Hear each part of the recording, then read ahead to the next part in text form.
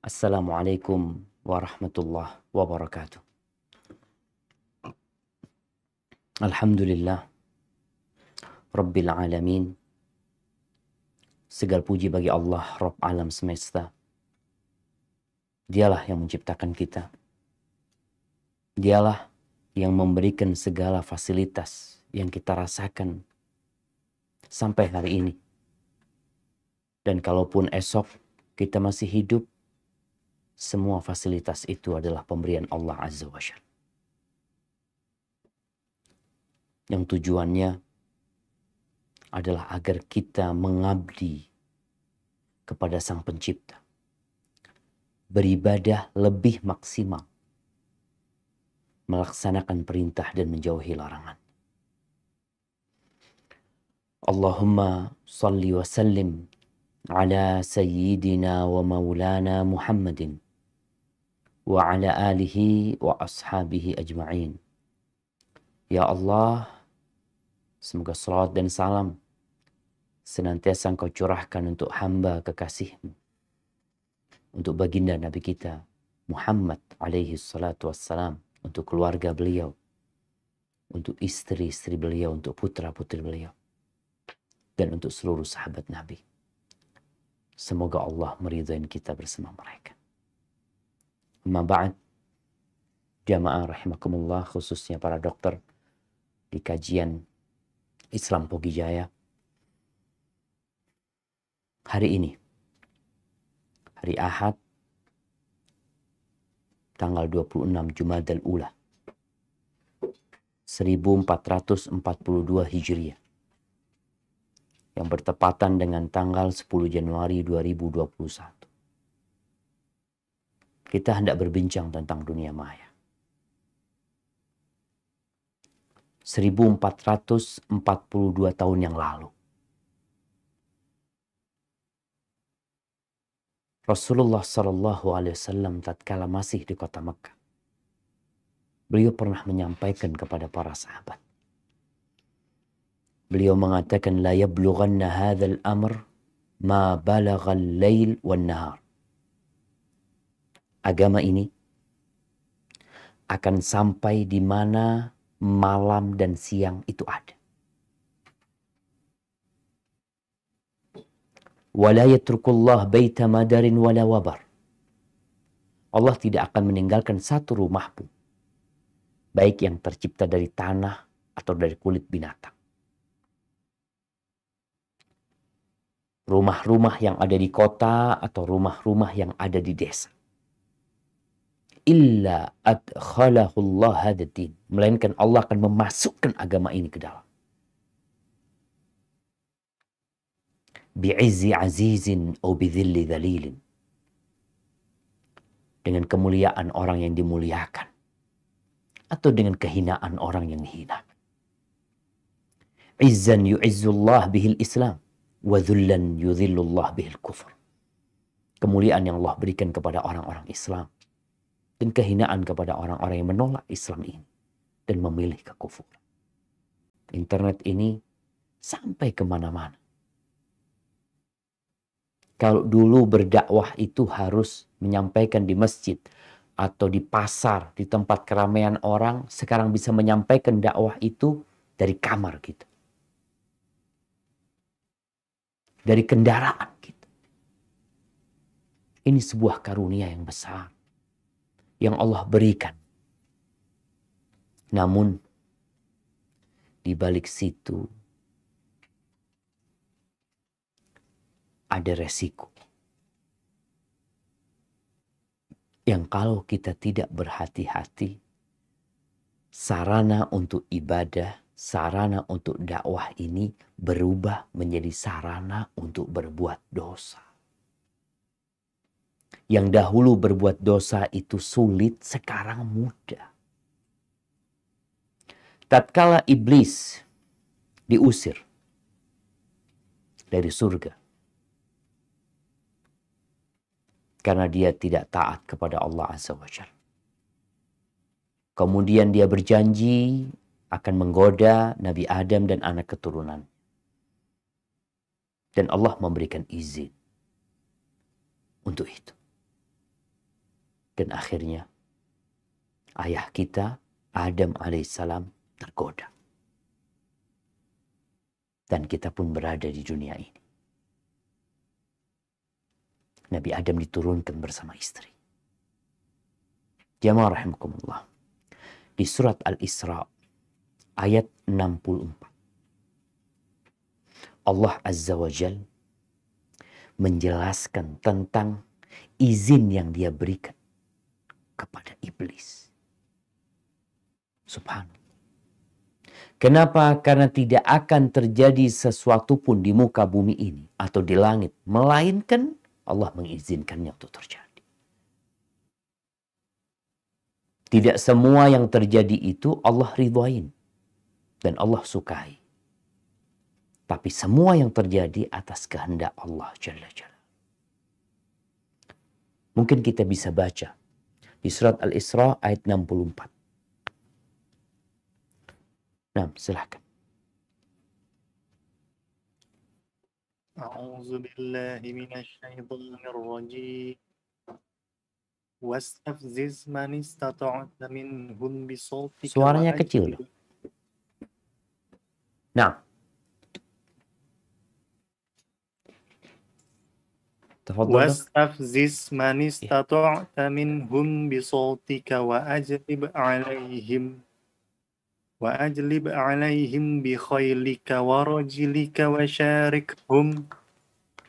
وشاركهم في الأموال والأولاد وعدهم وما يعدهم الشيطان إلا غرورا. Dan perdayakanlah siapa saja di antara mereka yang engkau, iblis, sanggup dengan suaramu yang engkau memukaunya. Kerahkanlah pasukanmu terhadap mereka yang berkuda dan yang berjalan kaki, dan bersekutulah dengan mereka pada harta dan anak-anak, lalu beri janjilah kepada mereka. Padahal setan itu hanya menjanjikan tipuan belaka kepada mereka. Subhanallah, ini izin resmi dari Allah Azza wa Jalla. Karena hidup ini memang ujian. Allah sudah menciptakan surga dan neraka. Untuk meraihnya, ada jalan yang telah ditetapkan. Ada lorong menuju ke surga dan ada lorong menuju ke neraka. Dan setan benar-benar menggunakan izin itu untuk menyesatkan umat manusia. Dia tidak sendirian, iblis tidak sendirian. Iblis memiliki pasukan. Ada pasukan yang berjalan kaki, ada pasukan yang berkuda. Dia memiliki suara yang memukau. Dia punya hentakan kaki yang membuat orang terpana. Dia akan ikut serta dalam kehidupan manusia. Ketika makan, ketika berkeluarga. Kalau kita tidak membentengi diri kita, jangan-jangan kita termasuk salah satu pasukan iblis yang berwujud manusia. Mungkin tampaknya kita orang baik. Tapi kita telah diberdayakan oleh iblis. Jamaah rahimakumullah. Dan di dunia maya ini ada banyak cara iblis menyesatkan manusia. Yang pertama adalah yang berkaitan dengan syahwat wanita. Kita tahu nggak bahwasanya Nabi Adam pun tergoda ketika di surga? Itu sejatinya iblis nggak berhasil godain Nabi Adam, tapi lewat istrinya. Allah memberikan kepada wanita ini sebuah kekuatan yang Allah mengatakan inna kaida kunna azim. Sesungguhnya tipu daya perempuan itu besar sekali. Ketika menyebutkan tipu daya syaitan, inna kaida syaitani kana dha'ifa, tipu daya syaitan itu lemah sebenarnya. Maka syaitan berusaha untuk memanfaatkan fasilitas yang ada. Di antaranya adalah perempuan. Yang Allah telah menanamkan di diri laki-laki nafsu syahwat kepada wanita. Dalam hadis riwayat Imam Tirmidzi dari Abdullah bin Mas'ud radhiyallahu anhu, bahwa Nabi alaihi salatu wasallam bersabda, "Al-mar'atu aurah. Fa idza kharajat istashrafaha syaitan." Perempuan itu aurat. Sesuatu yang perlu ditutupi. Kenapa? Kalau perempuan itu keluar dari rumahnya, istashrafaha syaitan. Syaitan itu menyambutnya. Dia melihat, istasyrafah itu artinya melihat dari arah jauh. Dia lihat, oh ini kayaknya ini mangsanya nih. Mangsa dan yang digunakan untuk menggoda para laki-laki. Subhanallah. Dan Rasulullah SAW juga menjelaskan kepada kita, nih kaum laki-laki, engkau harus sadar. Karena banyak laki-laki yang pura-pura imannya kuat.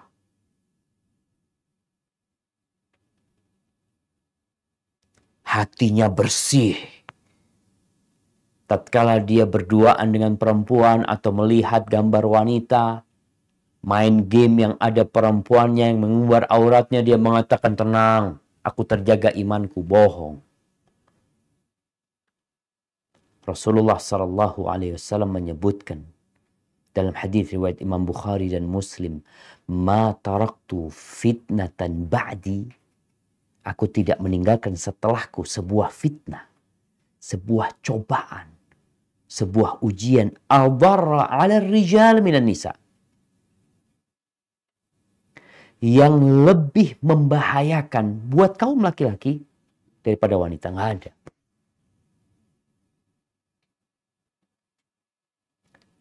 Dan setan tahu itu. Gitu. Iblis ini, kalau bicara berapa tahun iblis ini sekolah strategi ya. Kalau mungkin ada orang yang sekolah intelijensi ya. Ada yang sekolah strategi 10 tahun, 20 tahun. Atau anggap 50 tahun. Dia jadi guru besar, lalu mati. Iblis ini nggak mati. Dia meminta kepada Allah, anzirni ila yaumi yub'atsun. Tangguhkan umurku sampai hari kebangkitan. Berapa ribu tahun umur iblis ini. Sehingga bicara strategi, dia udah belajar tuh. Memang tipu daya dia tidak kuat, tapi dia memanfaatkan fasilitas yang ada. Dari masanya Nabi Musa alaihissalam, masanya Nabi Isa, sebelumnya Nabi Ibrahim alaihissalam, sebelumnya Nabi Nuh. Kita tahu bagaimana Qabil membunuh Habil. Ada peran iblis di sana. Dan sampai hari ini. Sehingga dia benar-benar dapat memberdayakan fasilitas yang ada untuk menyesatkan manusia. Makanya kita lihat kenapa Allah perintahkan kita itu menundukkan pandangan. Mau nggak mau perempuan keluar rumah, mereka ada perlunya, mereka ada urusan. Tapi kita kaum laki-laki dan perempuan pun diperintahkan untuk menundukkan pandangan. Apa yang harusnya kita lakukan? Allah berfirman di surat Nur ayat 30 tentang bagaimana agar kita menundukkan pandangan kita. Dulu kita menundukkan pandangan itu kalau mau keluar rumah. Kenapa? Kalau dalam rumah ya insya Allah aman kita. Sebelum ada televisi, ya kita di rumah sama keluarga kita. Sekarang di rumah pun kita perlu menundukkan pandangan kita. Di kantor kita pun, di atas ranjang kita pun, di ruang tamu kita pun kita perlu menundukkan pandangan. Menahan pandangan kita. Kenapa? Karena fitnah perempuan itu ada di handphone kita. Dan kemanapun kita pergi, kita bawa fasilitas itu. Sholat pun, kita bawa. Allah berfirman di surat An-Nur ayat 30. Memberikan arahan bagaimana supaya selamat dari dosa-dosa. Apalagi sekarang dosa dunia maya. Hampir semua dosa itu bermula dari mata. Dari sini. Ini jendela yang membuka semua dosa. Kita mau nggak mau harus buka jendela kita. Tapi paling tidak supaya nyamuk nggak masuk ke kamar kita. Supaya serangga-serangga nggak masuk, kita perlu kasih kasa nyamuk. Tetap kita bisa memandang tapi dengan saringan. Nggak semuanya kita pandang. Silahkan dibaca. Surat An-Nur ayat 30. A'udzu billahi minasy syaithanir rajim. Qul lil mu'minina yaghuddu min absarihim wa yahfazu furujahum dzalika azka lahum innallaha khabirum bima yasna'un. Katakanlah kepada laki-laki yang beriman agar mereka menjaga pandangannya dan memelihara kemaluannya. Yang demikian itu lebih suci bagi mereka. Sungguh Allah Maha mengetahui apa yang mereka perbuat. Subhanallah. Dan di ayat selanjutnya Allah mengatakan wa qul lil mu'minat yaghuddna min absarihinna wa yahfazna furujahunna. Katakan kepada wanita-wanita yang beriman agar mereka juga menahan pandangan mereka dan menjaga kemaluan mereka. Lewat mata dosa zina itu dimulai. Dan itu ada. Yang laki-laki tundukkan pandangan, yang perempuan tundukkan pandangan, tahan pandangannya. Sekarang begitu banyak ya film-film, drama-drama yang menunjukkan perempuan-perempuan yang cantik, menunjukkan laki-laki yang tampan, yang kalau suami ini tidak menundukkan pandangan, kadangkala nonton bareng sama istrinya. Menonton dosa bareng sama istrinya. Apakah dia pikir, oh enggak ceritanya bagus ini itu. Ya, iblis akan membisikkan hal itu. Tapi kemudian dia akan mengindahkan laki-laki yang ada dalam gambar tersebut. Yang membuat perempuan mungkin melihat lakinya, kok kayak gini laki-laki. Yang laki-laki melihat perempuan, ya Allah, begitu indahnya dia. Noleh kepada bininya, na'udzubillah. Itu kadangkala dilakukan bersama. Dan seakan-akan gak dosa. Allah perintahkan menundukkan pandangan. Engkau ajak istrimu memandang. Yang istri ngajak suaminya memandang. Terus kapan menahan pandangan? Dalam hadis riwayatkan Imam Bukhari dan Muslim. Dari Abu Hurairah radhiyallahu anhu, Nabi alaihi salatu wasallam mengatakan, innallaha kataba ala ibni Adam hadzahu minaz zina. Allah sudah mencatat, menetapkan kepada manusia itu bagian dari perzinaan dia. Adraka dzalika la mahala. Pasti dia kena sudah. Kalau dia nggak pandai menjaga dirinya, fazinal ain an-nazar. Mata ini berzina. Apa zinanya mata? Melihat. Tapi kan bukan zina yang dirajam, Ustaz. Iya.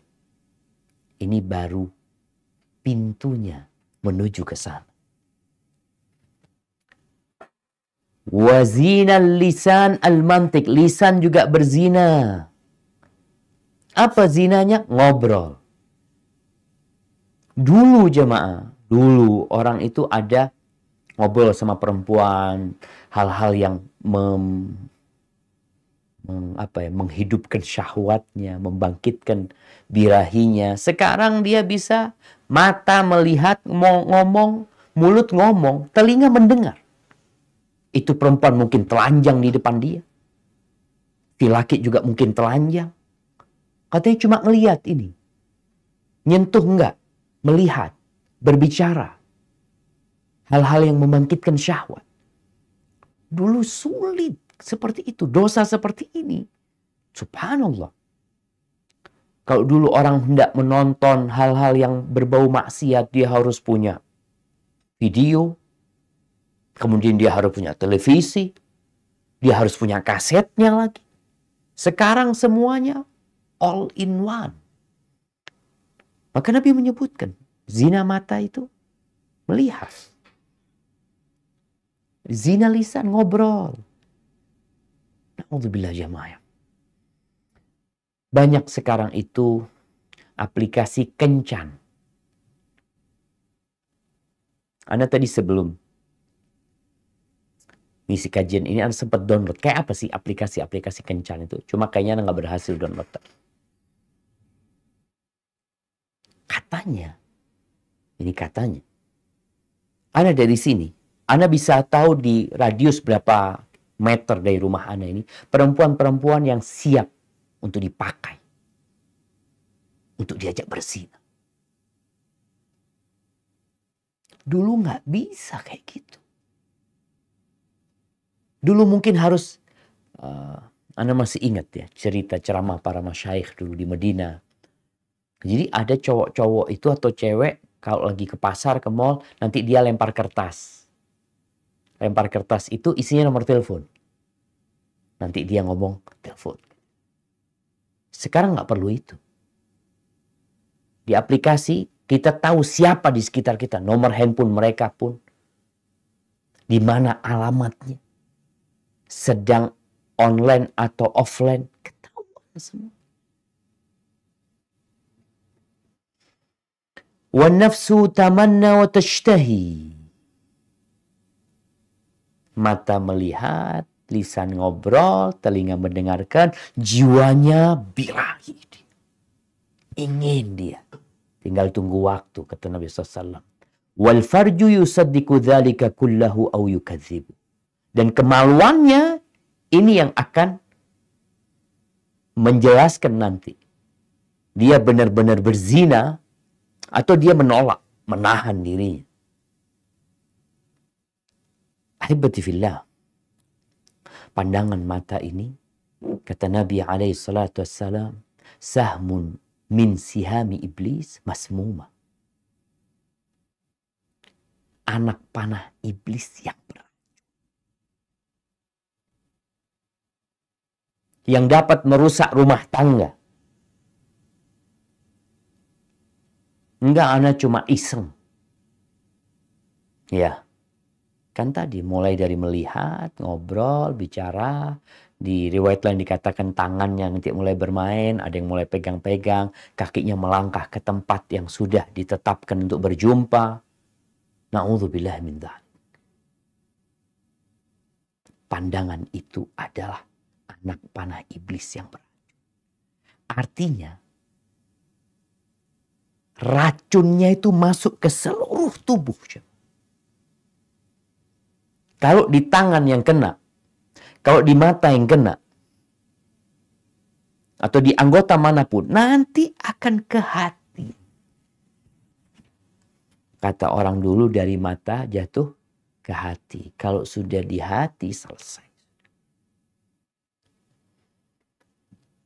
Kita lihat juga ada game-game yang maksiat. Dan ini bukan hanya buat para orang tua ya, anak-anak kita harus diselamatkan. Ada aplikasi game itu yang ada gambarnya perempuannya dengan pakaian yang mini. Bahkan mungkin ada yang tanpa pakaian. Dan itu bebas.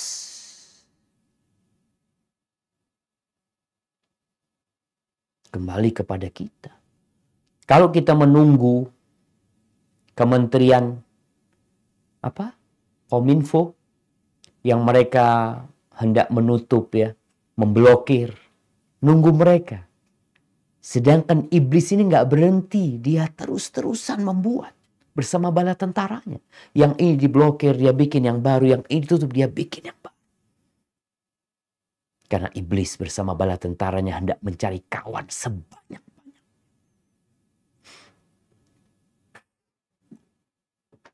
Nah, kenapa kita bicara dosa tersembunyi? Karena orang melakukan itu sekarang ya enggak. Kalau mungkin nonton bioskop orang-orang dulu, ya banyak orang yang lihat. Dia maaf mungkin sama pacarnya, berangkat ke sana. Sekarang nih dosa ini nggak kelihatan. Kayaknya orang baik dia itu. Karena dosanya ada di tangan dia.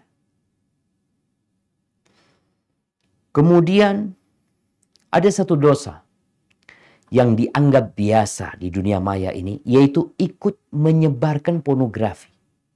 Ikut men-share. Ada orang yang nonton dosanya untuk dia sendiri. Tapi ada orang yang na'udzubillah dia ikut menyebarkan. Apa tujuannya? Subhanallah. Di surat An-Nur lagi. Yang berkaitan dengan menjaga pandangan mata. Di ayat 19, Allah menjelaskan tentang kondisi manusia-manusia yang menyukai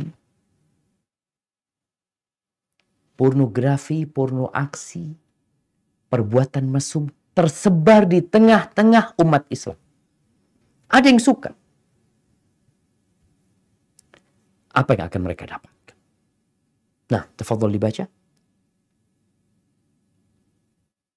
Ayat 19. Nah. A'udzu billahi minasy syaithanir rajim. Innal ladzina yuhibbuna an tashi'al fahishatu fil ladzina amanu lahum 'adzabun alimun fid dunya wal akhirah. Wallahu ya'lamu wa antum la ta'lamun. Sesungguhnya orang-orang yang ingin agar perbuatan yang sangat keji itu atau berita bohong tersiar di kalangan orang-orang yang beriman, mereka mendapat azab yang pedih di dunia dan di akhirat. Dan Allah mengetahui sedang kamu tidak mengetahui. Barakallahu fikum. Ini berkaitan dengan ini, sebab turunnya ayat ini berkaitan dengan fitnah yang disebarkan oleh orang-orang munafikin bahwasanya Aisyah berzina. Ini berita bohong. Jadi menyebarkan berita tentang perzinaan. Berita tentang na'udzubillah. Kadang-kadang kita ngelihat ada orang-orang yang diberitakan fulan bersetubuh sama fulan. Fulan ya menghubungi anak di bawah umur. Kenapa harus diberitakan? Oh, penting ini beritanya. Ini penting beritanya. Untuk apa? Supaya orang takut. Kalau supaya orang takut dan berhati-hati, sampaikan hukumannya. Cerita hukumannya ini yang akan memberikan efek jera. Kalau cerita tentang proses kemaksiatannya, nggak perlu umat dikasih tahu. Apa yang diperlukan sekarang oleh umat ini? Agar berhati-hati, menjaga keluarga mereka, menjaga diri mereka, dikasih tahu hukumannya ini nih. Fulan yang melakukan perbuatan ini dihukum. Beritakan hal itu. Tapi bukan berita tentang yang berbau pornografi, porno aksi. Ada bahasa-bahasa yang membangkitkan syahwat. Ini di pemerintahan yang resmi. Tapi ada yang dilakukan penyebaran video-video mesum.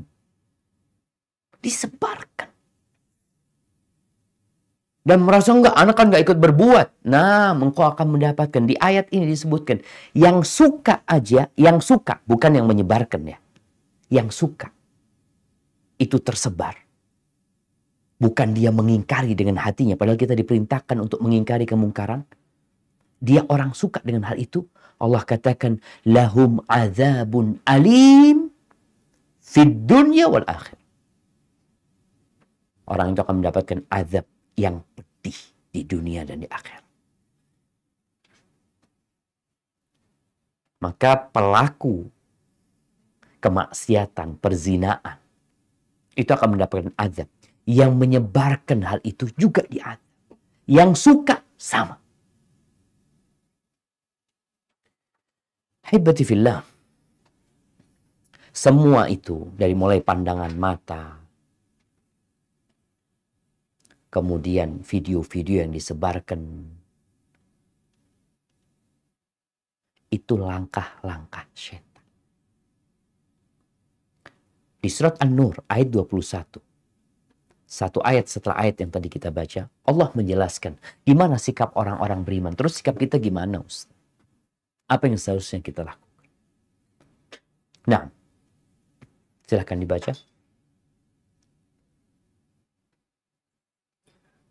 A'udzu billahi minasyaitonir rajim.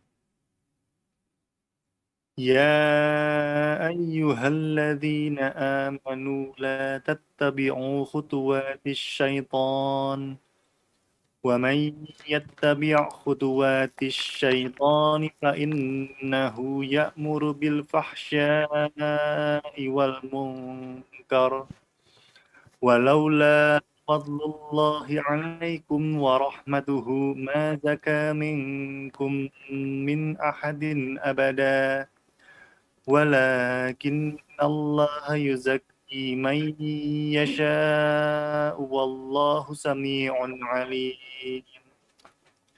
Wahai orang-orang yang beriman, janganlah kamu mengikuti langkah-langkah setan. Barang siapa mengikuti langkah-langkah setan, maka sesungguhnya dia, yaitu setan, menyuruh mengerjakan perbuatan yang keji dan mungkar. Kalau bukan karena karunia Allah dan rahmatnya kepadamu, niscaya tidak seorang pun di antara kamu bersih dari perbuatan keji dan mungkar itu selama-lamanya. Tetapi Allah membersihkan siapa yang Dia kehendaki. Dan Allah Maha mendengar, Maha mengetahui. Subhanallah, jemaah. Iya. Kalau bukan karena penjagaan Allah, kita sama aja. Maka kita perlu mendekatkan diri kepada Allah. Ikuti arahan Allah. Jangan ngikutin langkah-langkah syaitan. Kita perlu menjaga masyarakat Indonesia ini. Anda melihat ya, tersebarnya perbuatan zina yang kemudian dipublish. Orang berzina ini di video tersebar. Kadang-kala Anda bertanya, mana bapaknya orang itu? Mana ibunya? Mana pamannya? Mana bibinya? Atau memang sudah dibiarkan? Sehingga ada perempuan-perempuan yang menjual dirinya. Ada prostitusi online. Ya. Dan itu di mana-mana terjadi. Kalau mungkin orang-orangnya yang ketangkep itu hanya apa istilahnya, gunung es, ujungnya doang. Di dalamnya banyak sekali. Sampai di kampung-kampung memang gak ada lagi lokalisasi. Tapi lokalisasi itu ada di handphonenya sekarang. Benar-benar tersembunyi ya. Itu yang berkaitan dengan fitnah wanita. Berkaitan dengan dosa yang harta sekarang. Rasulullah SAW mengatakan, Inna dunya hulwatun khadir. Dunia ini manis dan hijau. Manis rasanya, hijau warnanya. Wa innallaha mustakhlifukum fiha. Allah menjadikan kalian khalifah-khalifah. Kita ini khalifah di muka bumi yang diperintahkan untuk memakmurkan bumi dengan kebaikan. Fayanzur kaifa ta'malun. Allah akan melihat bagaimana kalian beramal di dunia ini. Fattaqud dunya wattaqun nisa. Allah mengatakan berhati-hatilah kalian dengan dunia ini dan berhati-hatilah dengan wanita. Fa inna awwala fitnati Bani Israel kanat fin nisa. Fitnah Bani Israel yang menjadikan mereka rusak itu perempuan. Jamaah rahimakumullah. Apa yang berkaitan dengan harta? Jadi kalau kita ngelihat berapa banyak di dunia maya ini pasar-pasar yang terbuka di sana. Mau membeli yang haram pun ada. Kemudian sistem jual belinya riba pun ada di sana. Terus kita melihat juga utang piutang online pun ada. Kalau kita tidak memberikan pemahaman kepada masyarakat ya, tentang urusan agama ini, yang dulu orang mau pinjam uang itu ke rentenir, mungkin ke bank konvensional, sekarang online dari rumahnya dia melakukan hal itu. Transaksi jual beli dari rumahnya. Semuanya bisa dilakukan di tangannya. Tapi kita perlu tahu, apa yang kita lakukan ini diperbolehkan dalam agama atau tidak. Kemudian fitnah dunia di medsos, bukan di medsos, di handphone kita ini jamaah, subhanallah. Rasulullah Sallallahu Alaihi Wasallam, beliau bersabda, "Abghadul biqa ilallah aswaqwa." Tempat yang paling dibenci di muka bumi ini adalah pasar. Setan itu meletakkan benderanya di pasar sana. Makanya tempat semua dosa itu di pasar ada. Itu tempat yang paling dibenci oleh Allah. Dulu orang kalau mau ke pasar harus keluar rumah. Sebagaimana tadi kita contohkan, perempuan kalau mau menggoda harus keluar rumah. Sekarang enggak. Pasar pun dari dalam rumah. Sehingga ada orang yang kerjanya itu ngeliatin mobil-mobil, tas-tas. Bukan boleh Ustaz. Iya, tapi itu fitnah. Yang menyebabkan engkau berambisi dunia. Kepingin ini, kepingin ini. Sedangkan Rasul SAW memberikan arahan kepada kita. Agar kita memandang kepada yang di bawah kita. Bukan menongok ke atas. Melototin dunia. Yang akhirnya kita menjadi hamba-hamba yang tidak bersyukur kepada Allah tanpa sadar. Karena dia nggak ngelihat yang di atasnya, dalam artian fulan yang rumahnya lebih bagus, mobilnya lebih bagus. Tapi dia setiap hari ngeliatin tuh di sana. Ikut grup ini, ikut grup ini, ikut grup ini. Coba engkau lihat. Apa yang didapatkan dari buka pasar itu atau mengikuti grup-grup, bisa jadi yang ada engkau semakin mencintai dunia. Lupa dengan akhirat. Coba kalau yang dilihat, orang-orang yang susah hidupnya, orang-orang yang terkena bencana, yang lihat mungkin ada daerah-daerah yang miskin, dia akan bersyukur kepada Allah. Bahkan akan mendorong dia untuk donasi. Ya Allah, kesian ya, mana nomor rekeningnya ya? Wah, dari sini dia transfer. Tapi kalau yang dilihat harta, kemewahan dunia ini, yang ada mengeluarkan duit untuk beli. Apakah cukup beli? Kalau bicara mata kita tidak dijaga, tidak ditundukkan, maka kita akan terus beli, terus beli. Tapi akhirat kita lupa. Allah mengatakan, bal tu'thirunal hayatad dunya. Kalian benar-benar mementingkan kehidupan dunia. Wal akhiratu khairu wa abqa. Akhirat itu lebih baik, lebih kekal. Semua yang dibeli di dunia ini, yang hanya untuk ambisi dan keinginan, akan ditinggalkan semua. Tapi yang kau sedekahkan. Maka Rasul SAW tadi mengatakan, unduru ila man huwa asfala minkum. Lihatlah kepada yang di bawah kalian. Jangan melihat kepada yang di atas kalian, dilarang. Kenapa? Fahuwa ajdaru an la tazdaru ni'matallah alaikum. Karena itu akan lebih membantu kalian, akan lebih pantas buat kalian tidak meremehkan nikmat yang Allah berikan kepada kalian.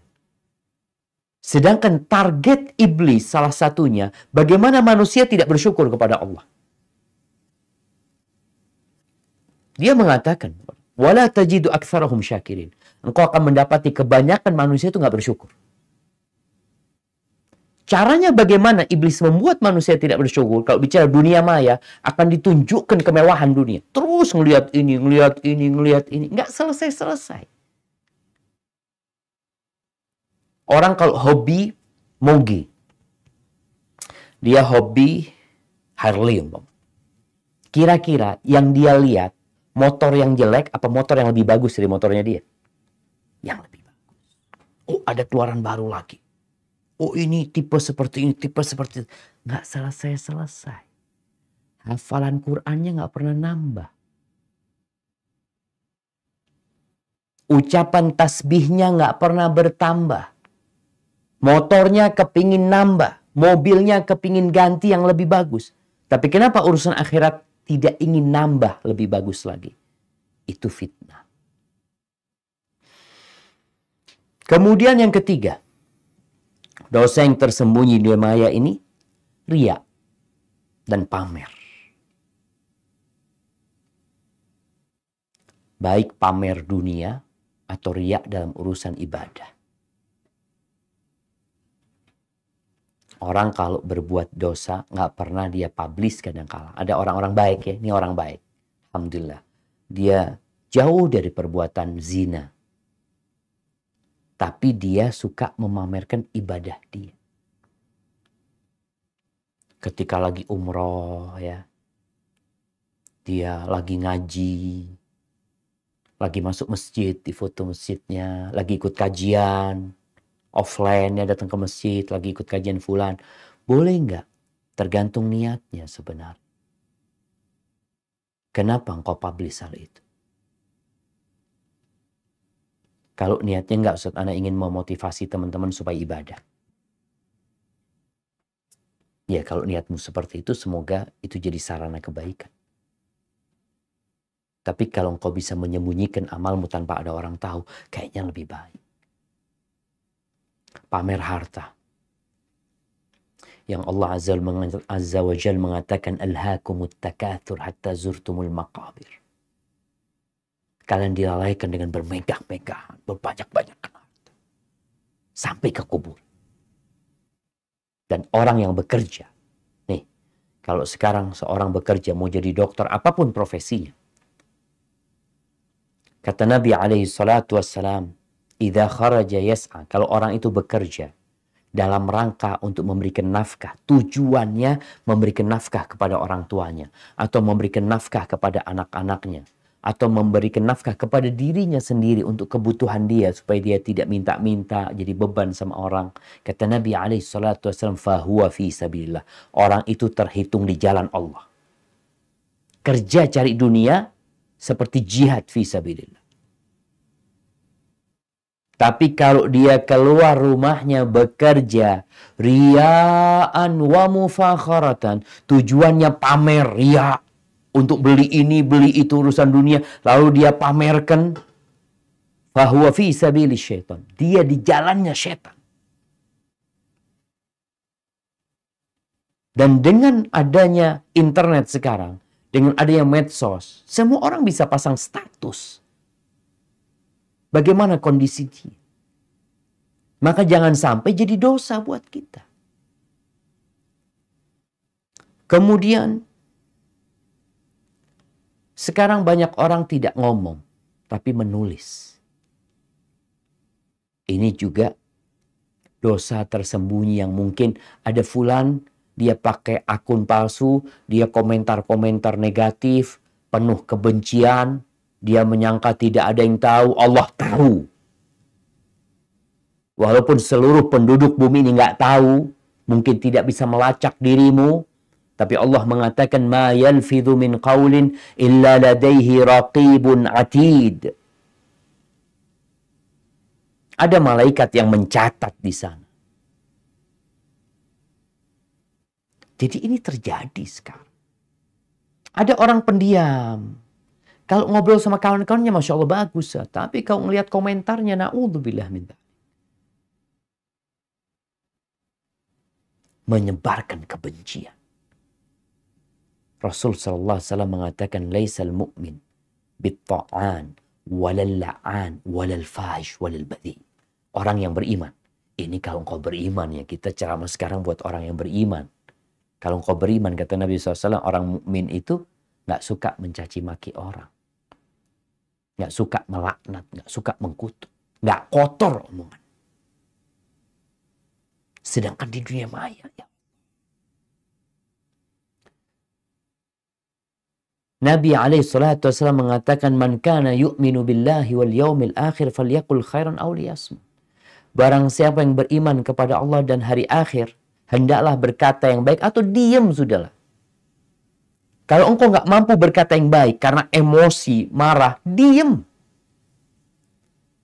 Itu pilihannya. Kalau enggak, kita ini mencatat dosa kita sendiri. Terekam. Jejak digital itu terekam. Walaupun nggak direkam oleh server yang ada, malaikat sudah merekamnya. Maka ini urusan tulisan. Kemudian ada dosa juga menyebarkan isu-isu yang tidak benar.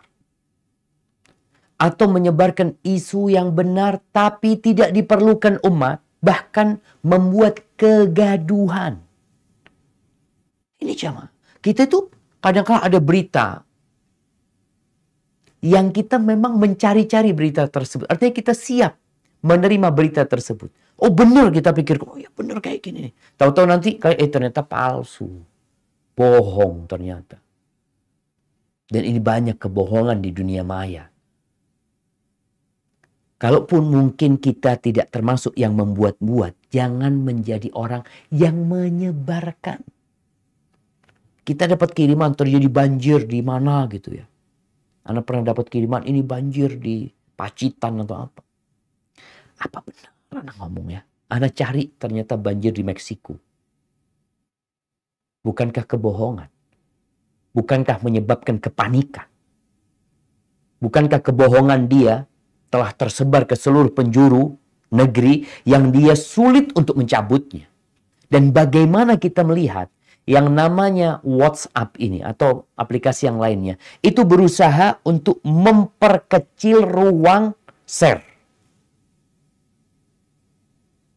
Broadcast, kalau nggak salah sekarang kalau sudah di broadcast berapa kali itu kita hanya nggak bisa broadcast ke banyak orang, hanya mungkin 1-2 orang.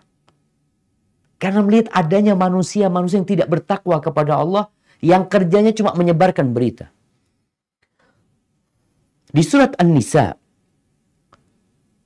Allah berfirman di ayat 83 tentang bagaimana sikap seorang yang beriman. Ada di masa Nabi SAW, ada orang-orang yang hidup bersama umat Islam, tapi mereka sebenarnya penghuni neraka. Mereka adalah orang-orang munafikin. Ada perbedaan sikap antara orang munafik dan orang yang beriman.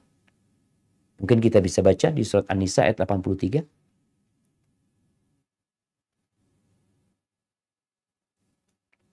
A'udzu billahi minasyaitonir rajim. Wa idza ja'ahum amrun minal amni awil khawfi adza'u bihi walau radduhu ila rasuli wa ila ulil amri minhum la'alimahu alladhina yastanbitunahu minhum walaula fadlullahi 'alaikum wa rahmatuhu lattaba'tumusy syaitana illa qalila. Dan apabila sampai kepada mereka suatu berita tentang keamanan ataupun ketakutan, mereka langsung menyiarkannya. Padahal apabila mereka menyerahkannya kepada Rasul dan ulil amri di antara mereka, tentulah orang-orang yang ingin mengetahui kebenarannya akan dapat mengetahuinya secara resmi dari mereka, yaitu Rasul dan ulil amri. Sekiranya bukan karena karunia dan rahmat Allah kepadamu, tentulah kamu mengikut setan, kecuali sebagian kecil saja di antara kamu. Subhanallah. Tuh. Ini orang-orang munafik. Ketika perang Khandaq, perang Parit ya. Perang itu tidak imbang. 10.000 orang datang ke kota Madinah untuk menyerang kota Madinah. Akhirnya para sahabat membuat parit. Mereka lagi bertahan di dalam sana. Tahu-tahu ada berita yang menyebutkan bahwasanya Yahudi Bani Quraidah itu berkhianat. Mereka di dalam kota. Ini mereka menghadapi musuh yang di luar kota. Tahu-tahu yang di dalam kota berkhianat. Ini berita yang menakutkan, jam. Yang menyebabkan mental umat Islam bisa jadi kebingungan dia. Kita musuh di depan, musuh di belakang nih. Mana yang harus dihadapi? Rasulullah SAW mengirim beberapa sahabat untuk memastikan informasi pengkhianatan mereka. Nabi mengatakan, kalau nanti benar mereka berkhianat, kalian kasih isyarat aja. Yang orang nggak paham tapi aku paham. Artinya beritanya disembunyikan. Jangan sampai berita tersebut tersebar membuat mental umat Islam jadi runtuh. Cukup aku yang tahu. Tapi kalau mereka itu nggak berkhianat, kalian bisa sebarkan. Jadi ada strategi menyampaikan berita. Berita yang menakutkan cukup orang-orang resmi yang tahu.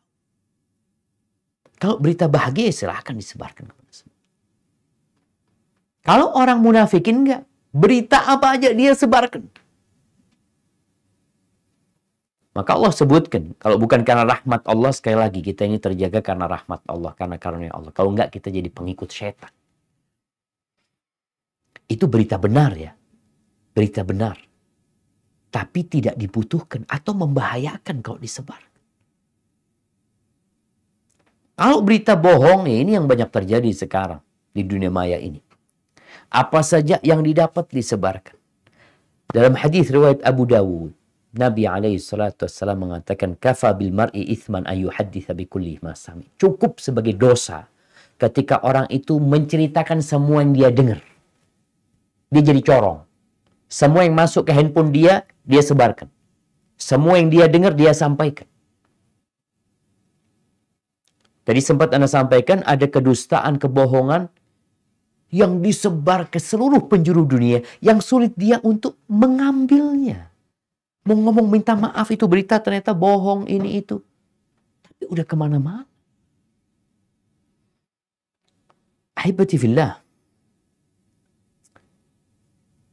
Ya, handphone kita ini, internet yang ada di dalamnya, sebenarnya nikmat dari Allah.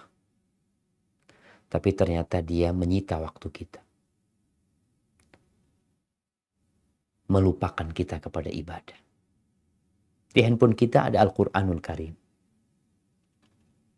Coba ditanya, dalam sehari berapa kali kita buka aplikasi Quran? Di handphone kita ada kumpulan buku-buku zikir. Tapi berapa kali kita mengikuti dan membaca zikir-zikir dan doa-doa tersebut?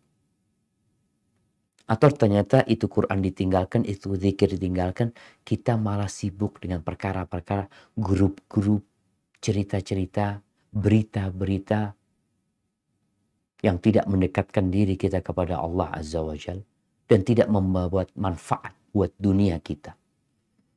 Sehingga berapa banyak suami yang menelantarkan istrinya. Melantarkan anak-anaknya. Atau sebaliknya, istri karena sibuk dengan handphonenya, itu masakan jadi gosong. Ada yang korupsi waktu di tempat kerja gara-gara media. Dulu nggak ada itu, dia fokus bekerja dengan baik. Maka jangan sampai kita melakukan banyak dosa dengan handphone ini, tapi kita nggak sadar. Hadza wallahu a'lam bishawab. Itu yang bisa Anda sampaikan pada kesempatan kali ini. Semoga bermanfaat agar kita berhati-hati dalam menghadapi dunia maya ini. Anda kembalikan ke Dr. Ilhami. Jazakumullah khair. Fadhal. Alhamdulillah, terima kasih banyak Ustadz. Ini banyak sekali chatting yang pertanyaan. Di YouTube tidak ada pertanyaan, yang ada di chat di sini. Mohon izin saya menampilkan, men-share screen. Beberapa sudah saya catat. Ini secara kronologi saja, mulai dari yang pertama dulu saja. Ini, tapi akan kita baca sepenuhnya dulu, Pak Ustadz. Siap, sehingga karena ada beberapa yang mirip, ada yang berbeda. Memang secara keseluruhan ini ada hubungannya dengan topik kita hari ini, walaupun ada yang nyerempet-nyerempet yang agak di luar topik, tapi masih ada bisa kita hubungkan. Mohon izin untuk saya sampaikan dahulu, tapi ini secara keseluruhan dulu. Jadi bukan satu persatu, Pak Ustadz. Siap, Dok. Yang pertama, Assalamualaikum warahmatullahi wabarakatuh. Langsung ke topiknya aja. Ada rekan kerja positif COVID yang kedua, namun dia agak bingung jika ditanya orang tuanya karena positif COVID yang pertama dia belum cerita ke orang tuanya. Alasannya orang tuanya di kampung. Apakah dalam hal ini berbohong atau beralasan lain? Apakah ini berdosa, Ustadz? Sebenarnya ini bukan berbohong ya, tetapi mungkin menyembunyikan data demi kebaikan. Mungkin itu top intinya. Ada yang punya HP.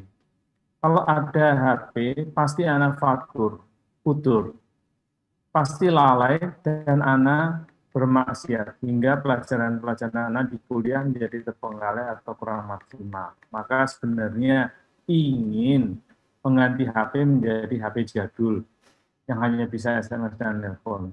Tapi sekarang dibutuhkan ya, Pak Ustadz. Pertanyaan berikutnya adalah, apakah saat kita sudah bertaubat dari dosa zina, tadi disebutkan masalah zina, apakah tetap mendapat hukum di akhirat nanti? Nah, ini agak berhubungan dengan yang topik yang pertama tadi. Berikutnya, Assalamualaikum warahmatullahi wabarakatuh. Mohon nasihatnya, orang yang suka menyebarkan berita sendiri, apakah ini ria atau tidak, tentang foto diri dan keluarga di IG. Ini ada juga pertanyaan yang mirip nanti ada yang mirip lagi sebentar. Berikutnya adalah dulu saya posting beberapa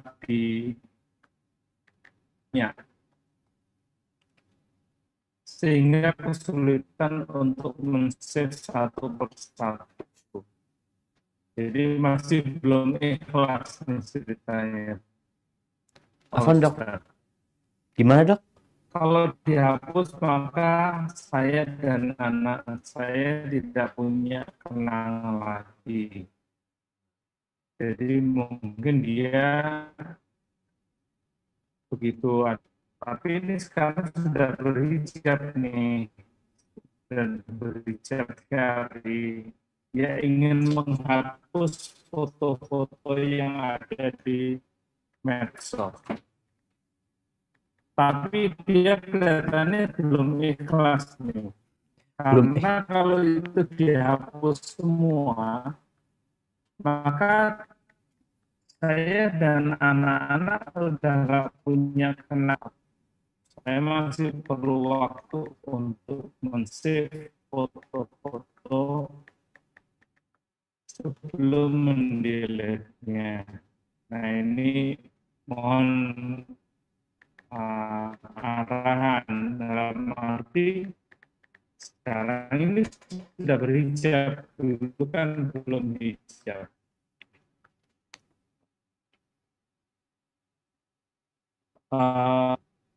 Tapi selalu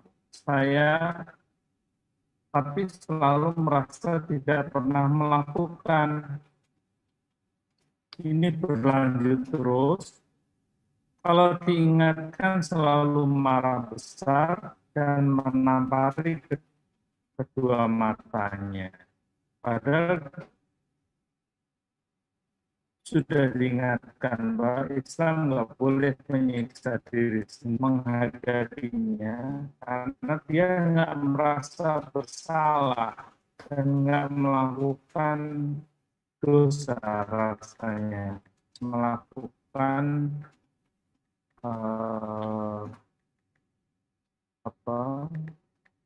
tidak menjaga pandangan mata. Jadi yang pertama kan masalah pandangan mata dan syahwat.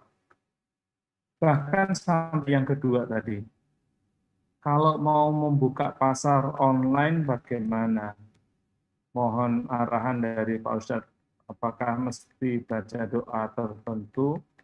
Intinya dia pengen membuka pasar, tetapi jangan sampai berbuat riba yang dilarang tadi.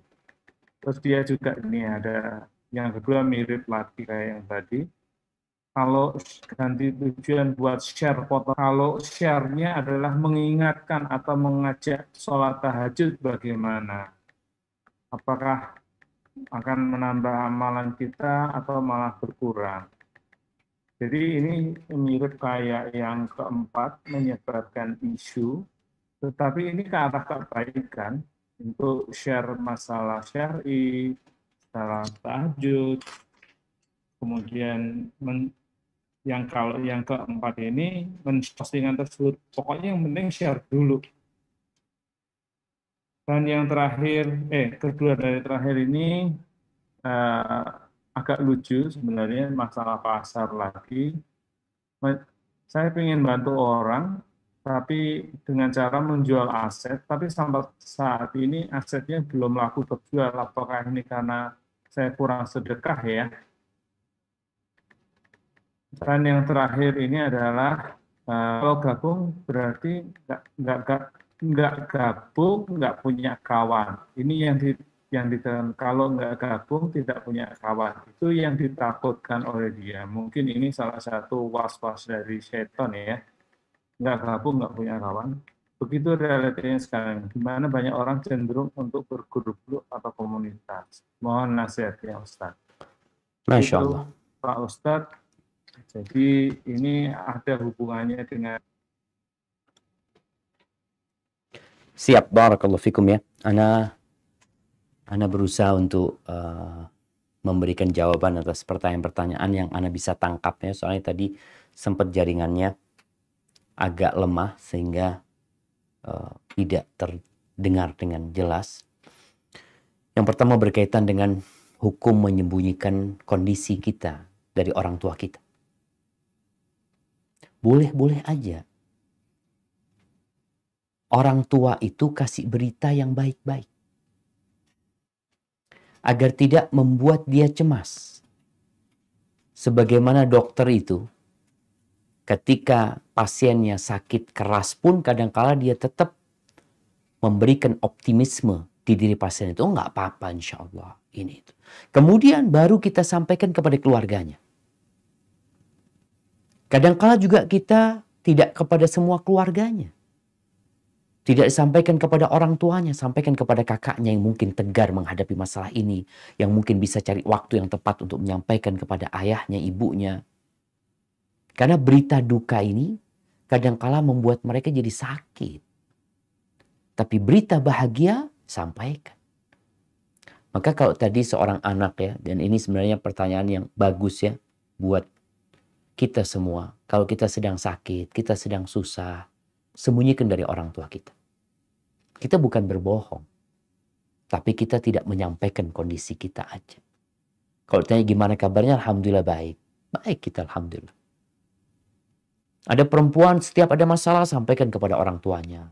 Anak setiap ada masalah sampaikan kepada ibu bapaknya. Akhirnya dia membebani orang tuanya. Cukup orang tua kita udah capek membesarkan kita. Sehingga kalau menyembunyikan sakit COVID-nya itu tinggal sampaikan kepada orang tua. Ayah, ibu, insya Allah ya. Saling mendoakan. Semoga kita sehat selalu. Jangan lupa doakan anak. Ayah, bunda umpamanya. Minta doanya tetap. Tapi tanpa harus memberikan berita duka kepada mereka. Sehingga mereka nanti kepikiran. Ini berkaitan dengan pertanyaan pertama. Yang kedua tadi berkaitan dengan bagaimana seorang ketika punya handphone. Ternyata gadget itu membuat dia futur. Sehingga membuat dia berbuat maksiat dengan handphonenya. Tapi di satu sisi dia perlu sama handphone. Dia mau ganti dengan handphone yang jadul. Sedangkan dia perlu untuk kuliah dia. Apa yang harus dilakukan? Alhamdulillah. Ini bentuk kesadaran. Bahwasanya kita membeli handphone itu karena kebutuhan. Bukan karena keinginan. Kalau bicara kebutuhan, ya sudah gunakan sesuai dengan kebutuhan. Ketika udah selesai kebutuhannya, taruh, simpan. Atau ketika mau buka handphone, jangan pernah sendirian. Ada kawan-kawan. Sehingga kita bisikan setan yang kuat untuk membuka hal-hal yang negatif, bisa selamat. Karena ada orang yang imannya lemah, tapi rasa malunya sama orang itu kuat. Sehingga dia kadang-kadang lebih malu sama manusia daripada sama Allah Jalla Jalla. Maka silahkan kau gunakan handphone tersebut, tapi dengan aturan. Kau tidak buka handphone itu ketika kau sendirian. Ini untuk menjaga keimanan kita. Ketika kuliah, ya buka handphone di perpustakaan atau di tempat umum. Kemudian berdoa. Ada sebuah doa yang diajarkan Nabi SAW. Beliau mengatakan, Allahumma inni a'udzubika min syarri sam'i. Ya Allah, aku berlindung kepadamu dari kejahatan pendengaranku. Wa basari. Dan kejahatan penglihatanku.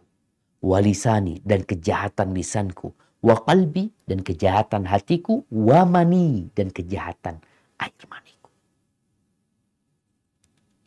Ingat, kalau bukan karena Allah yang memberi karunia sama kita.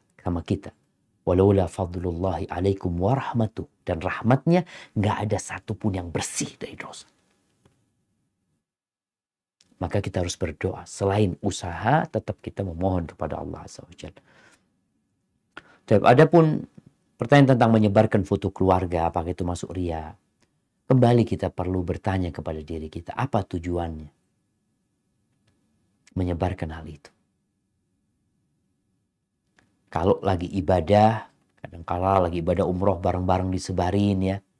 Ini kalau travel yang menyebarkan, travel itu tujuannya cari pelanggan. Untuk menunjukkan, nih loh orang-orang pada umroh bareng ana, ini jemaah umroh ana. Jelas tujuan dia memang untuk jualan.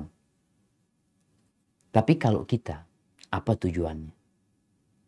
Apa mungkin memang mau berbagi kebahagiaan? Supaya kerabat-kerabat yang lain tahu, kita alhamdulillah kita sehat semua, kita kabarin mereka kita lagi berangkat ke sini ya, ini alhamdulillah kita udah sampai di sini. Tapi kan kadang-kala kalau sudah di medsos itu, yang tahu itu seluruh dunia. Orang-orang yang nggak perlu tahu pun tahu.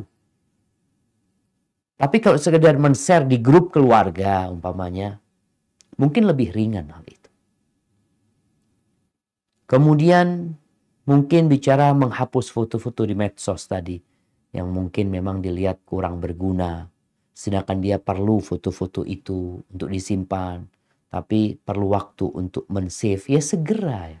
Tapi kalau kita bicara memang ada perlunya, dibutuhkan foto tersebut. Diperlukan. Silahkan di-save. Ada foto yang di-save, ada foto yang disebarkan. Sesuai dengan tujuan lagi. Makanya Nabi SAW mengatakan, innamal a'malu bin niyat. Amalan itu tergantung niatnya. Tapi kita harus lihat juga. Kalau ternyata foto-foto di sana, foto-foto yang menampilkan aurat. Mau tidak mau harus dihapus. Sesegera mungkin. Kenapa? Semakin engkau tinggal di sana, semakin orang melihat fulana tanpa jilbabnya, menampakkan auratnya. Hanya kita jadi dosa jariah terus gitu loh. Jadi memang laki-laki, perempuan diperintahkan untuk menundukkan pandangan. Tapi kita di sisi lain diperintahkan untuk menutup aurat kita. Yang sana jangan sampai mengatakan, iya suruh siapa dia lihat Ustaz.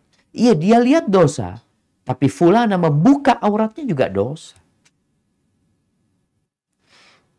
Nabi SAW pernah mengatakan, sinfani min ahli nar lam arahuma. Ada dua penghuni neraka yang aku belum melihatnya. Belum Nabi melihat. Di masa Nabi belum ada. Salah satunya adalah nisa'un kasiyatun ariyat. Wanita-wanita yang berpakaian. Tapi mereka telanjang. Berpakaian tapi telanjang. Ma'ilatun mumilat. Kerjanya itu jalannya melenggak-lenggok ya. Pagi sekarang itu dengan ada sepatu jinjit ya. Ketika berjalan dia melenggak-lenggok. Rambutnya disanggul. Membuat orang-orang memandang dia. Melihatin dia. La yadkhulnal jannah. Mereka tidak akan masuk surga. Wala yajidna riha. Nggak akan mencium bau surga. Padahal bau surga itu bisa dicium dari jarak 500 tahun. Kenapa? Sekarang dia melenggak-lenggok, nggak berjalan di jalan dia. Di rumahnya kadangkala dia foto, dia sebarkan. Sebagian orang ya mau jualan mungkin dia. Tapi dengan cara dia membuat orang-orang memandangin dia, melihat aurat dia. Kata Nabi SAW, la yadkhulnal jannah. Kita ini perlu saling menjaga. Bagaimana rumah tangga nggak rusak. Ini perempuan-perempuan yang seperti ini, yang tadi menampakkan auratnya. Dia merusak rumah tangga orang. Karena laki-laki ini di jalan ketemu sama mereka. Atau di medsos. Dan yang diinginkan oleh perempuan ini memang untuk dilihat. Tujuan dia agar dia dilihat. Sampai ada kejadian. Di Eropa sana. Apa di Amerika, nggak lupa. Di barat sana. Ada seorang muslim masuk ke lift. Di lift itu ada perempuan dengan riasan yang begitu menggoda, pakaian yang mini. Si muslim ini masuk lalu menundukkan pandangannya. Naik lift dia. Masuk ke apartemen dia. Perempuan ini gerah. Kenapa kok nggak dilihatin? Maka dia mengatakan, kenapa kau nggak ngeliatin aku? Aku sudah bersolek seperti ini, cantik. Tapi kau nggak ngeliatin aku. Nggak ada ucapan pujian wala apa. Apa kata orang ini? I'm sorry, I'm Muslim. Aku minta maaf, aku Muslim. Kata dia. Apa Muslim? Dia cerita, aku diperintahkan menundukkan pandangan. Akhirnya dia kepingin tahu tentang Islam. Dan singkat cerita dia masuk Islam. Subhanallah. Jadi muslim harus menunjukkan kepribadian dia. Kemudian kalau tadi ada yang mungkin berbuat dosa dengan matanya, kemudian dia menyesal akan dosa tersebut, lalu dia memukul matanya, jangan. Bertobat itu menyesali, meninggalkan dan bertekad untuk tidak ngulangin. Bukan berbuat dosa 2 kali. Menyakitin diri sendiri itu dosa. Dan kalau dikatakan aku bertobat, bukan cara seperti itu bertobat. Maka di sini perlu arahan Islam ini, Masya Allah. Kalaupun ada orang, tadi ada yang berkata, ada orang yang berzina umpamanya. Dia mau tobat kepada Allah Subhanahu wa Ta'ala. Apakah dia perlu dirajam? Perlu dijilid? Enggak. Kalau dia bertobat kepada Allah, bersimpuh, memohon ampunan Allah, menyesali perbuatan dosanya, Allah itu Ghafurur Rahim. Allah Maha Pengampun dan Maha Pengasih. Hanya saja ketika kita sudah selamat dari perbuatan dosa tersebut, sudah bertobat kepada Allah, kita perlu cari tahu kenapa Anda berbuat dosa. Kenapa Anda ngulangin lagi? Seperti seorang yang berangkat ke dokter. Ketika dia laporan ke dokter, dia sakit ini itu, dokter ngasih tahu obatnya ini itu selesai. Lalu dokter mengatakan, yang menyebabkan penyakitmu kambuh ini adalah engkau kurang istirahat. Oh, tahu sebabnya. Oh, ini sebabnya. Dia akan berhati-hati, yang menyebabkan aku kambuh lagi kurang istirahat. Begitu pula ketika tadi perbuatan dosa. Yang menyebabkan engkau berbuat dosa itu engkau kumpul sama kawan-kawan yang buruk. Oh, ini sebabnya. Ya, tinggalkan kawan-kawan yang buruk. Kemudian kalau berbincang tentang membuka pasar online ya. Kalau orang mau, entah dia mau buka, mau belanja, atau dia mau jualan. Kalau masuk pasar yang ada, masuk mall, masuk pasar, kita diperintahkan baca doa. La ilaha illallah wahdahu la syarikalah, lahul mulku wa lahul hamdu, wa huwa ala kulli syai'in qadir. Atau ada yuhyi wa yumit biyadihil khair, wa huwa ala kulli syai'in qadir. Ketika pasar online, wallahu a'lam bishawab. Mungkin kita baca bismillah ya. Mau baca doa itu semoga nggak ada masalah kalau memang kita sedang mau belanja, mau masuk ke pasar itu, memang kita mau lihat barang-barang ini itu macam-macam. Keberadaan kita di sana itu ya seperti keberadaan kita di pasar nyata gitu ya. Wallahu a'lam bishawab. Adapun men-share, mengingatkan kawan-kawan dengan ibadah, dengan sholat tahajud atau sholat duha, apakah itu dapat mengurangi pahala kita ya? Yang pertama kita diperintahkan untuk berdakwah. Kita belajar, kita beramal, lalu kita diperintahkan untuk mengajak orang lain kepada kebaikan. Maka nggak apa-apa kita ngajak saudara-saudara kita, tapi niatnya tetap dijaga. Jangan sampai kita niat ya ingin dipuji, ingin disanjung, selesai. Bukan mengurangi pahala, habis pahalanya yang ada dosa. Jadi kita nggak perlu nge-share kita sedang sholat tahajud, enggak. Mamanya kita, ya kalau punya kawan baik ya, ntar anak bangunlah. Memang dia berdua ini bersahabat karena Allah Azza wa Jal. Sehingga fulan tahu dengan ibadah fulan, fulana tahu dengan ibadah fulana. Seperti itu mereka saling mengingatkan. Rasa nggak ada masalah untuk yang seperti itu. Tapi kalau enggak, ya cukup kita mengingatkan mamanya malam hari sama kawan-kawan di grup. Kawan, jangan lupa ya kalau bisa sholat tahajud. Malam ini berdoa minta sama Allah agar dimudahkan urusannya. Insya Allah itu jadi amal soleh asalkan niatnya benar. Tapi kemudian mungkin tadi ada yang berbincang tentang ingin membantu orang lain tapi jual aset nggak laku-laku. Apakah karena kurang sedekah? Ada banyak penyebabnya. Yang pertama, hendaklah kita banyak-banyak istighfar. Minta ampun sama Allah SWT. Kita tuh banyak dosa. Tapi kita nggak tahu. Kenapa? Karena kita nggak belajar mana yang dosa dan mana yang bukan dosa. Makanya banyak orang nggak tahu mana penyakit dan mana yang bukan penyakit. Bicara COVID-19, sebagian masih nggak percaya ada COVID, sebagian percaya ada COVID. Maka kita perlu belajar sehingga kita tahu dengan mana yang dosa. Kita perlu bertobat, mohon ampun kepada Allah, kita perlu istighfar. Jadi ini hal-hal yang perlu dilakukan dan niat kita alhamdulillah sudah ditulis ketika kita niat membantu orang lain, tapi ternyata aset kita belum laku, antum niat aja udah ditulis kebaikan. Makanya jangan berputus asa. Teruslah memohon kepada Allah dan berbaik sangka sama Allah, berburuk sangka sama diri sendiri. Adapun pertanyaan yang terakhir, Ana nggak tahu ya, Ana. Mudah-mudahan Ana bisa menangkap yang ditanyakan tadi tentang bagaimana kita nggak bergabung sama ada komunitas-komunitas sehingga kita nggak punya kawan.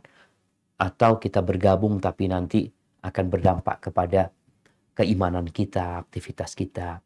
Ya, kalau bicara mau bergabung, bergabunglah dengan teman-teman yang baik. Allah Azza wa Jalla mengatakan, Ya ayyuhalladzina amanu taqullaha wa kunu ma'as sadiqin.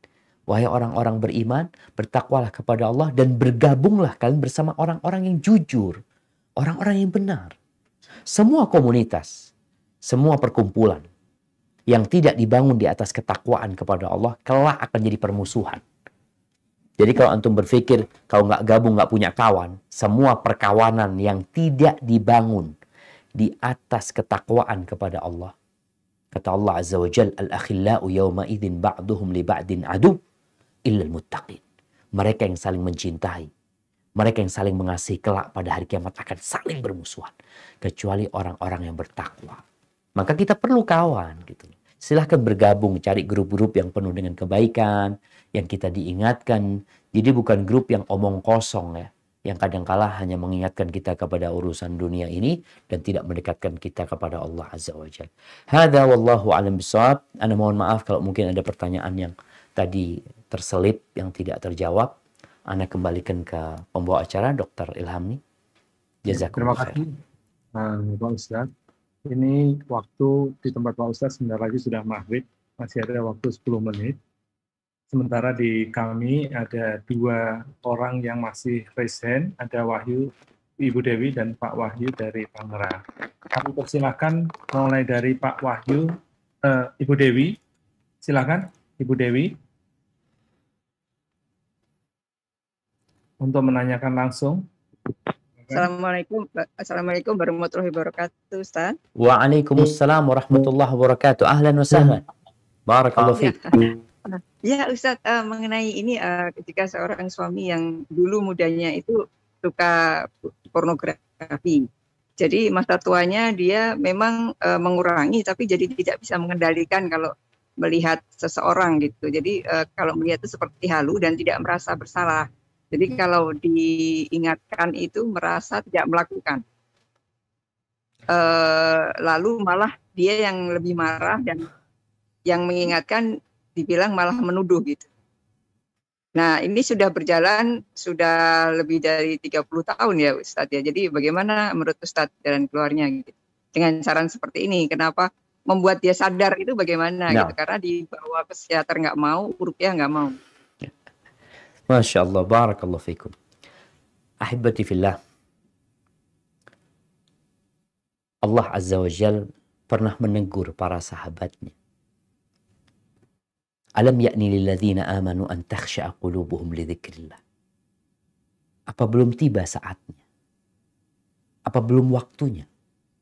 Orang-orang beriman ini hatinya untuk tunduk. Mengingat Allah Azza wa Jalla. Wa ma nazala minal haq. Mengikuti kebenaran yang diturunkan. Wa la yakunu kalladzina utul kitaba min qabl. Fatala alaihimul amad. Faqasat qulubuhum. Tidak menjadi seperti orang-orang sebelum mereka. Seperti ahlul kitab. Yang mereka menunda-nunda bertobat. Menunda-nunda untuk tunduk kepada Allah Azza wa Jalla. Akhirnya hatinya jadi keras. Dan kebanyakan mereka orang-orang fasik. Yang ditakutkan ada orang yang hatinya sudah keras. Ketika dia dulu suka dengan dosa-dosa tersebut. Dan dosa ini memberikan nokta hitam di dalam jantung kita. Terus nokta itu sampai mengeras kadang-kadang. Lalu yang terjadi, mau nasihat seperti apapun, nggak masuk. Batu jantungnya dia itu. Terus apa yang harus dilakukan? Ya jantungnya ini gimana sekarang dikurangin tuh karat-karatnya, dibersihkan ya. Supaya nanti ketika dikasih nasihat bisa menerima. Salah satunya bagaimana mengajak suami untuk banyak-banyak istighfar. Ajak dia. Tadi kalau bicara dia diingatkan, dia malah marah, udahlah. Itu dibiarin dulu sekarang. Sekarang ngobatin jantungnya dulu. Berbanyak istighfar, ajak suaminya, pamannya sholat duha.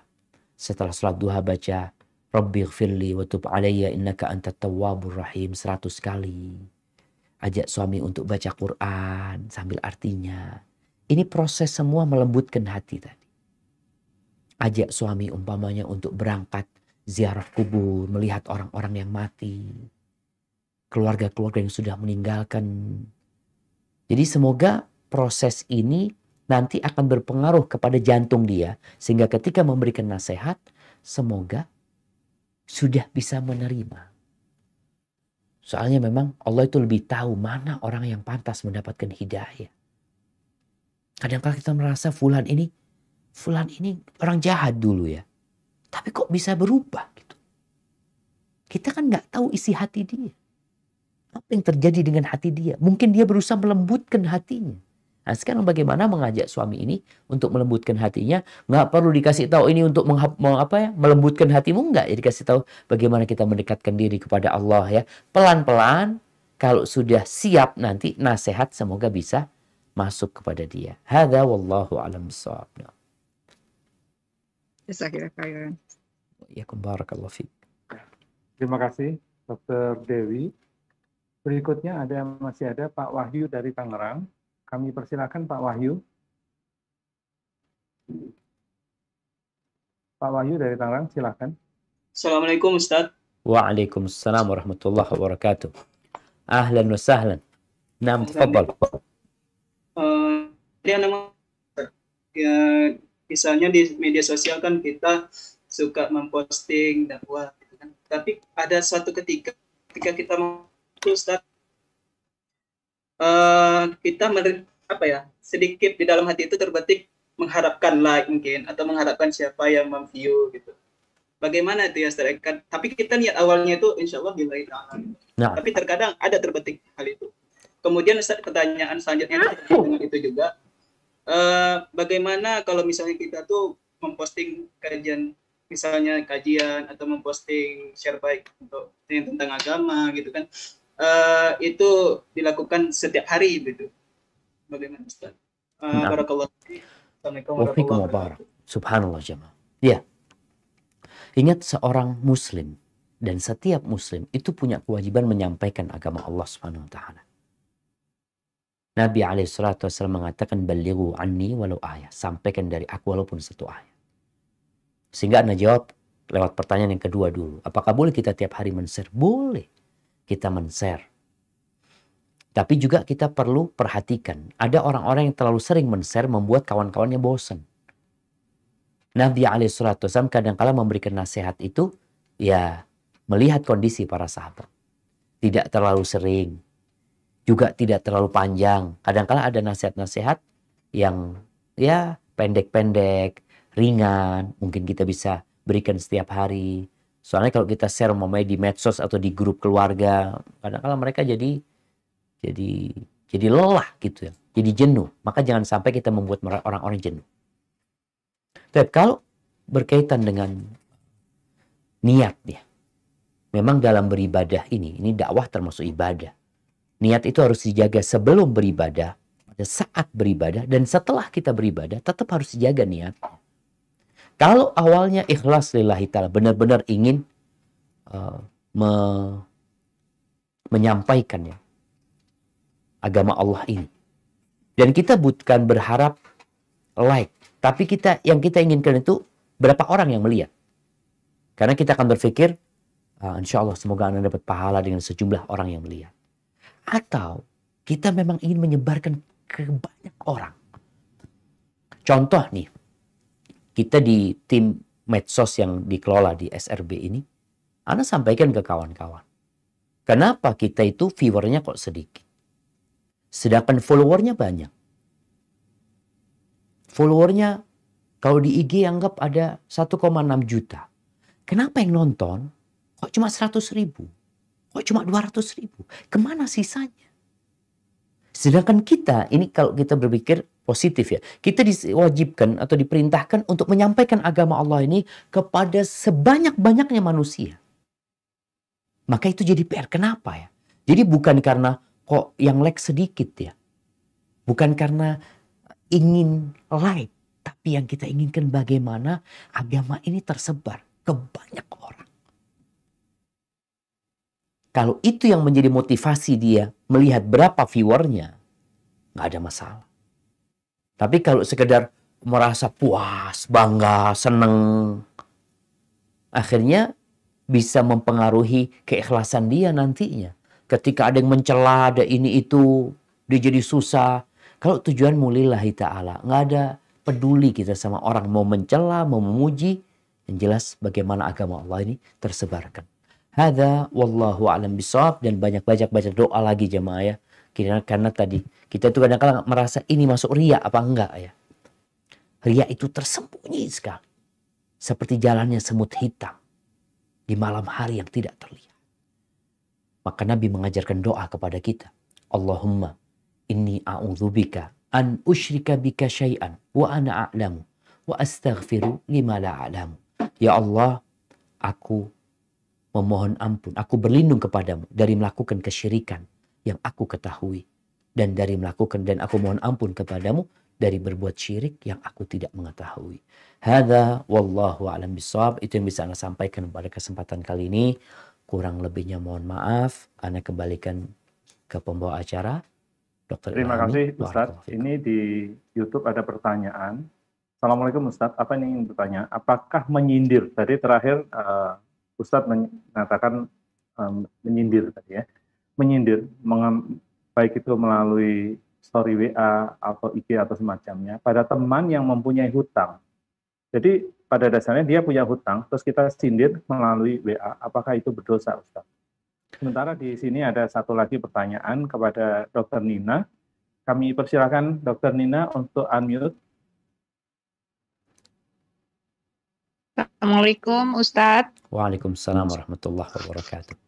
Ya, saya membaca dari beberapa pertanyaan peserta kajian.